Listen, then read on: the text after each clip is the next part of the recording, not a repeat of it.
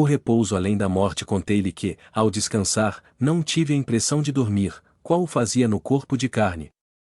Permanecerá sob curiosa posição psíquica, em que jornadeara longe, contemplando pessoas e paisagens diversas.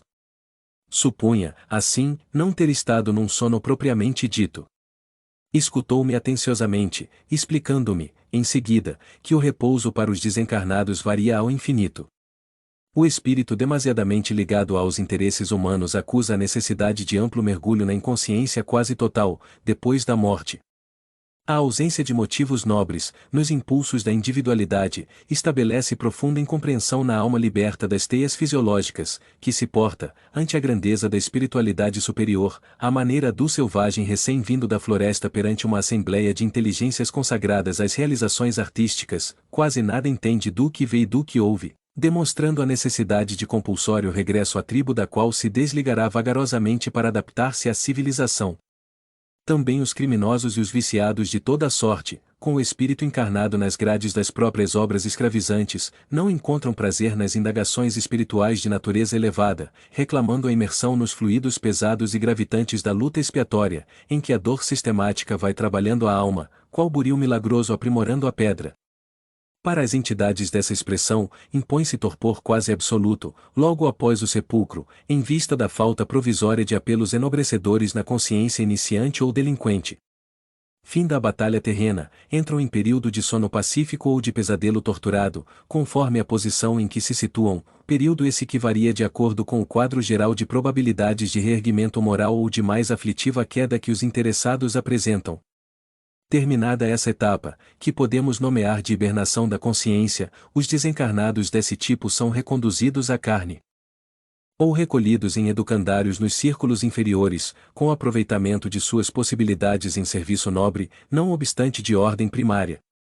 Não ocorre o mesmo com o espírito médio, portador de regular cultura filosófico-religioso e, sem compromissos escuros na experiência material, quanto maior o esforço das almas dessa espécie por atenderam aos desígnios divinos, no campo físico, mais vasta é a lucidez de que se fizeram dotadas nas esferas de além-túmulo. Enquanto a mente das primeiras é requisitada ao fundo abismo das impressões humanas, ao qual se agarram à semelhança de ostras à própria concha, a mente das segundas busca elevar-se, tanto quanto lhes permitem as próprias forças e conhecimentos. O descanso, pois, além da morte, para as criaturas de condição mais elevada, deixa, assim, de ser imersão mental nas zonas obscuras do mundo para ser voo de acesso aos domínios superiores da vida. Finalizando a resposta, o irmão Andrade asseverou que certas individualidades, não obstante exaustas no supremo instante do transe final, libertam-se da matéria grosseira e colocam-se a caminho de esferas divinizadas, com absoluta lucidez e sem necessidade de qualquer repouso tonificante, qual o compreendemos, em vista do nível de sublimação espiritual que já atingiram. Recebendo explicações quando comentei a dolorosa surpresa que tivera ante a paisagem escura e perturbadora que atravessáramos, o irmão Andrade ouviu-me sem protestos e afirmou que realmente eram contristadores os reflexos da mentalidade humana, em torno da crosta planetária, acentuando, todavia, que a verificação não fornecia razões de alarme, de vez que, se um homem respira cercado pelas irradiações dos próprios pensamentos, o mundo, de casa dos homens, se reveste das emanações mentais da maioria dos seus habitantes.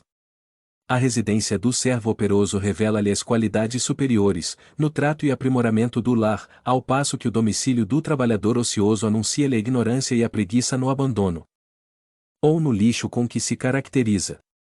Vivendo encarnados no planeta quase 2 bilhões de individualidades humanas, esclareceu o benfeitor que mais de 1 bilhão é constituído por espíritos semicivilizados ou bárbaros e que as pessoas aptas à espiritualidade superior não passam de 600 milhões, divididas pelas várias famílias continentais. 5 Torna-se fácil, portanto, avaliar a extensão do serviço regenerativo além do túmulo, considerando-se que homem algum se transforma instantaneamente. Compreensíveis, desse modo, se tornam as sombras que rodeiam a moradia da mente encarnada e as extensas organizações socorristas em que copioso número de missionários abnegado exercita o amor e a renúncia, a piedade e a tolerância, entre milhões de espíritos de baixa condição, à espera dos benefícios da lei reencarnacionista ou em aprendizado de virtudes rudimentares. De relance, entendi a enormidade dos serviços redentores que se operam à distância da matéria carnal e experimentei imenso alívio. Sim, havia trabalho, trabalho, trabalho.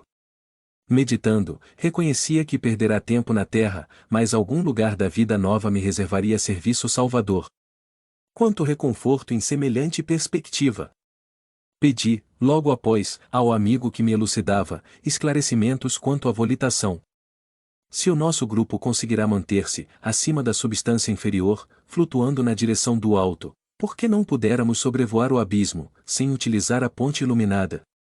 Afável, o irmão Andrade explicou que o feito seria perfeitamente cabível se o grupo estivesse integrado apenas por entidades adestradas na vida espiritual, com as faculdades da volitação plenamente desenvolvidas, acentuando, porém, que a maioria dos recém-desencarnados que nos acompanhavam, longe estavam de ampliar as próprias possibilidades nesse terreno, pela densidade das paixões, embora sublimáveis, de que eram portadores. Em tais condições de desequilíbrio, seriam facilmente atraídos pelas forças temíveis das trevas, com náufragos que desconhecem a arte de natação. Em vista disso, com Bezerra à frente e utilizando as energias da vários companheiros, estabelecera-se determinadas média de força volitante para todos os necessitados, que se amparavam aos irmãos mais aptos, fenômeno esse que se assemelha ao da distribuição das energias valiosas, mais limitadas de um dínamo elétrico. E na vida livre, e concluiu o benfeitor paciente, o magnetismo pessoal divino, humano ou perverso é uma fonte geratriz das mais importantes, nas expressões do bem ou do mal. O problema do esquecimento. Quando o benfeitor terminou, indaguei então acerca do meu próprio estado íntimo. Já que findara minha existência no veículo de carne, por que não reentrar na posse do passado? Por que razão não lembrava o período anterior ao meu retorno à carne? Por que me surpreendia, ante os espetáculos da vida livre, se da vida livre me ausentara, um dia, a fim de reencarnar-me? Não seria a morte simples regresso da alma no pátrio lar? Em que causas se me enraizaria o esquecimento?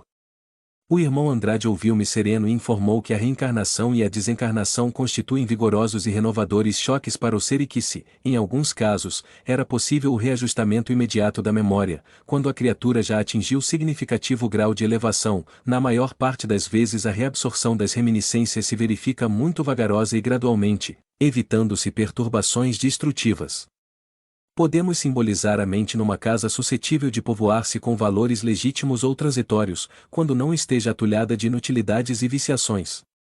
Alimentando-se na crosta da terra com muitas ideias e paixões não perduráveis, aproveitadas pelo espírito apenas por material didático, a não ser em processo expiatório, para esvaziar-se do mal ou da ilusão, não lhe é possível o mergulho indiscriminado no pretérito, medida essa que lhe seria ruinosa, mormente na ocasião em que se desenfaixa do corpo denso, de carne.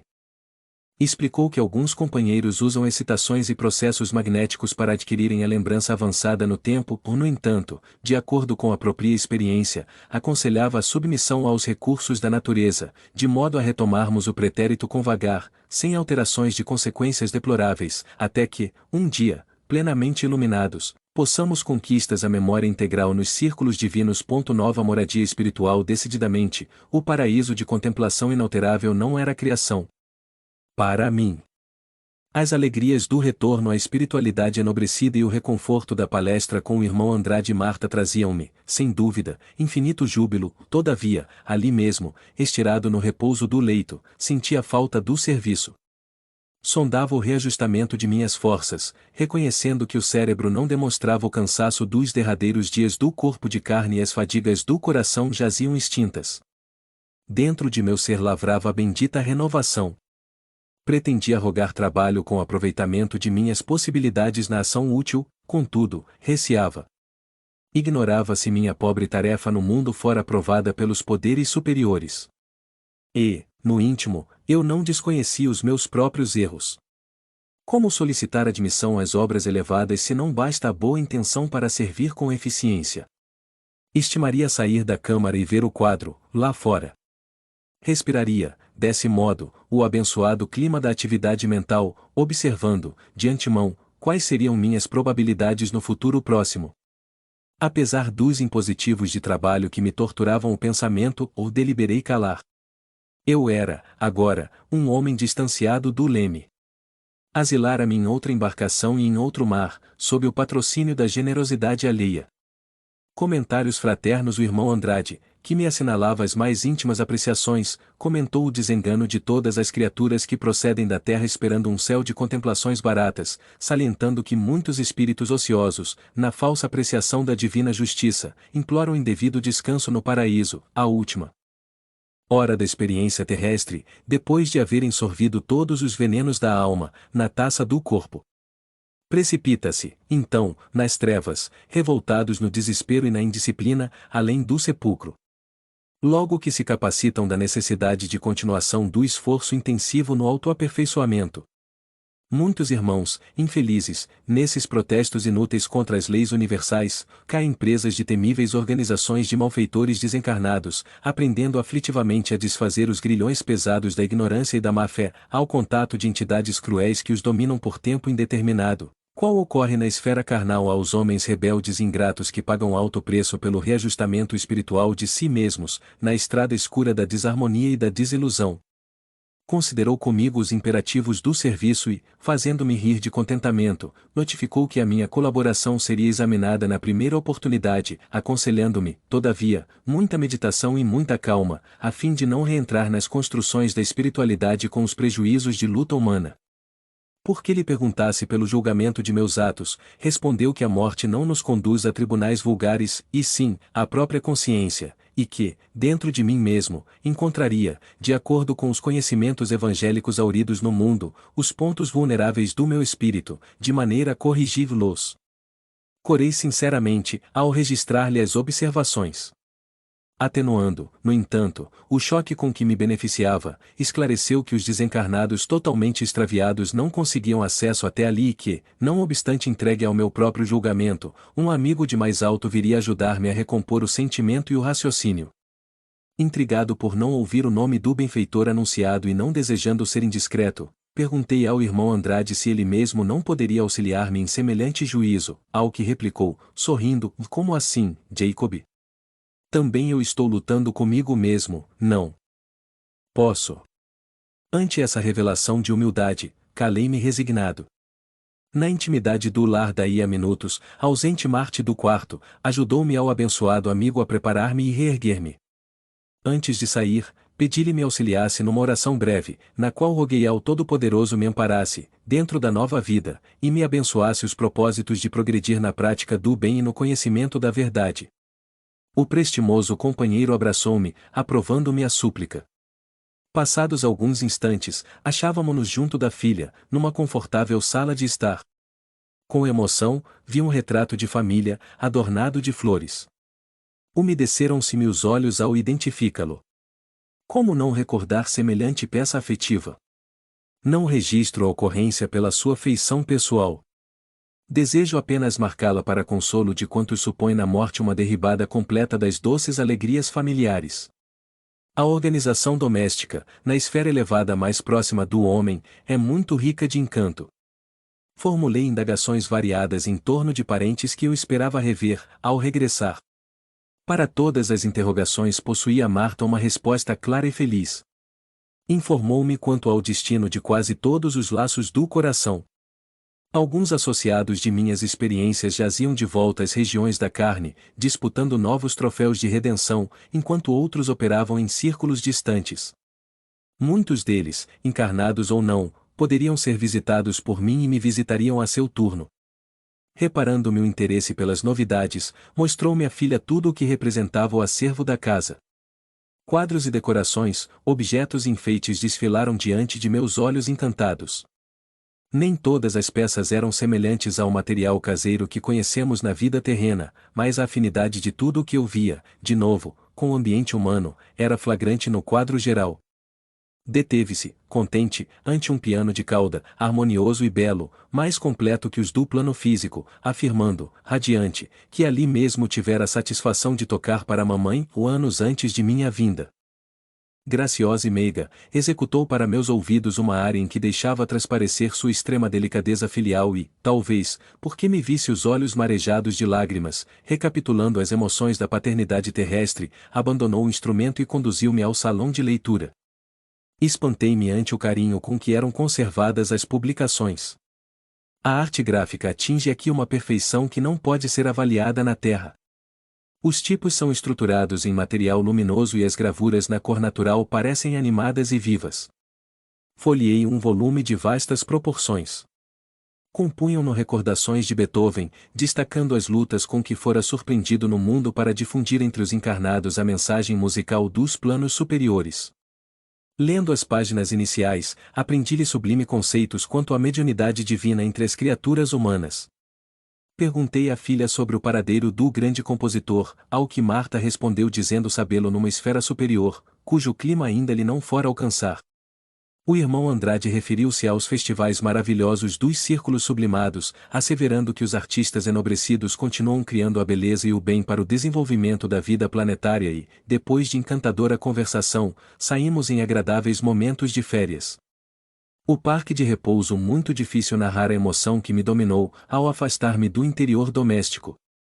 Lembrando os dias rápidos em que tentava descansar na quietude de uma cidade serrana, quando ainda no corpo físico, vi desdobrar-se ante meus olhos elevados a paisagem florida e brilhante de um burgo feliz.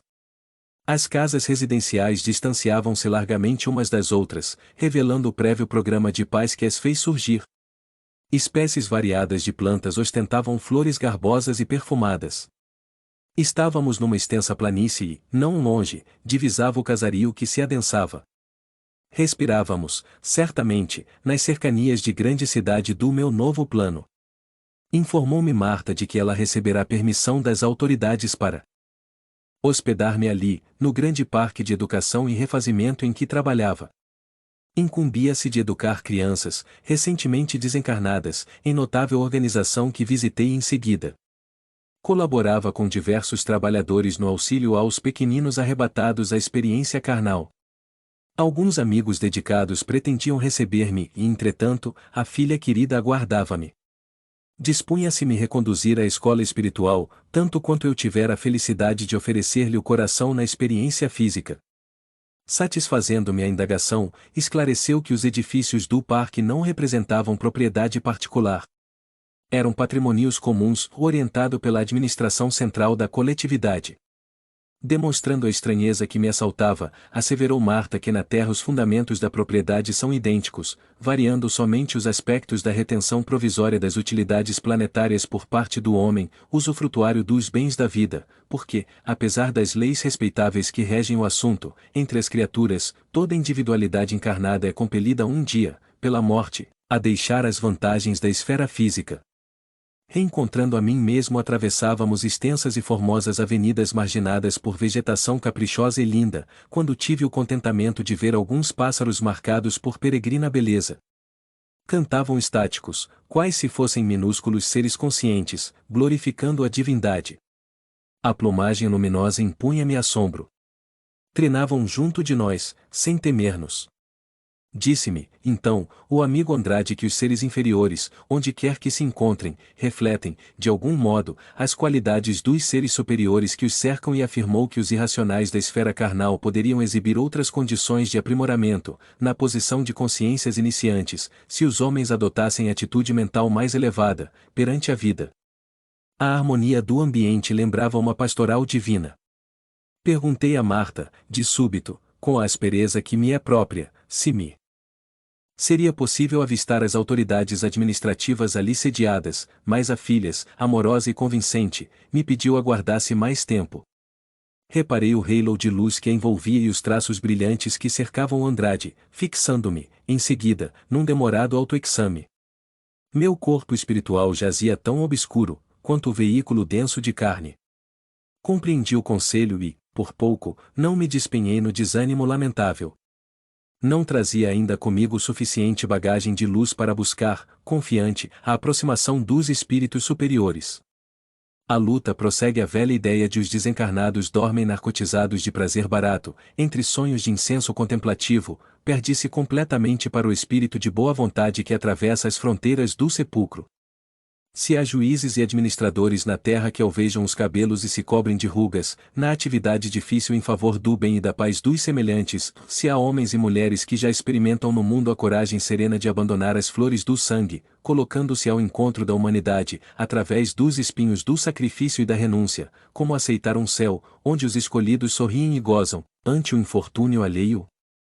Como entender um Éden delicioso em que ninguém cogite de melhorar o purgatório infernal, se um simples político se preocupa em drenar o pântano que lhe prejudica a cidade? Organização educativa. O que eu via, no Parque Ditoso, não era somente a expressão encantadora e pacífica da natureza. O interesse nos serviços do progresso geral mostrava-se inequívoco em todos os rostos. A instituição a que minha filha presta concurso ativo impressionou-me pela grandeza. Trata-se de uma universidade que ultrapassa em programa e organização qualquer dos institutos europeus ou americanos destinados à formação e ao burilamento do caráter infanto-juvenil. Os edifícios centrais congregam-se inteligentemente sob velhas árvores, rodeadas de fontes translúcidas. As crianças não encontrariam paraíso mais doce. Alguns irmãos e numerosas irmãs as orientam e educam com singular devotamento, preparando-as para a reencarnação na crosta planetária. Penetrei o instituto, em companhia de Marta e do amigo Andrade, quando centenas de meninos brincavam felizes, em brando, nos extensos jardins. Grande parte correu ao nosso encontro. Abraçaram minha filha efusivamente e alguns me beijaram as mãos, chamando-me vovô. Aquelas manifestações de alegria pura fizeram-me infinito bem. Diversos pequeninos traziam consigo formosos halos brilhantes. Marta explicou-me que a instituição asila irmãozinhos desencarnados, entre 7 a 12 anos de idade, e, porque eu indagasse pelas crianças tenras, esclareceu Andrade que, para essas, quando se não trata de entidades excepcionalmente evoluídas, inacessíveis ao choque biológico da reencarnação, há lugares adequados, onde o tempo e o repouso lhes favorecem o despertar, a fim de que lhes não sobrevenham abalos nocivos. Informou-me a filha de que as criancinhas não obstante viveram ali, em comunidade, dividem-se, no esforço educativo, por turmas afins. Caracterizam-se os grupos por variados graus de elevação espiritual e as classes se subdividem pelas aptidões e tendências, examinados os precedentes de cada uma.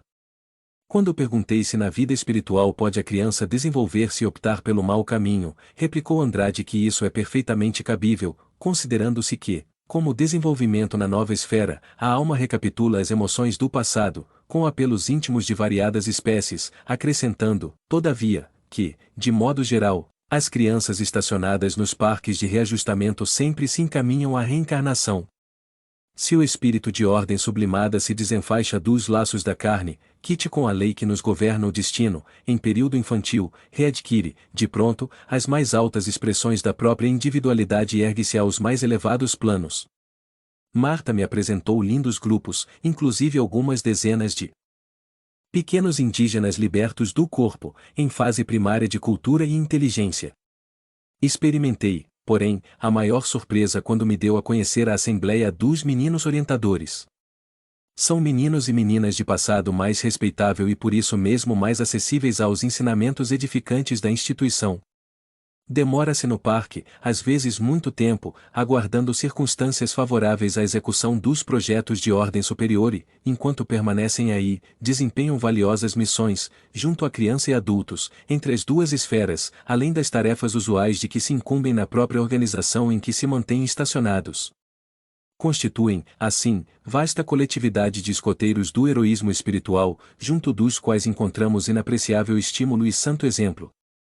Ambiente novo edificado com o que observara, seguimos na direção do casario central da cidade que me hospedava.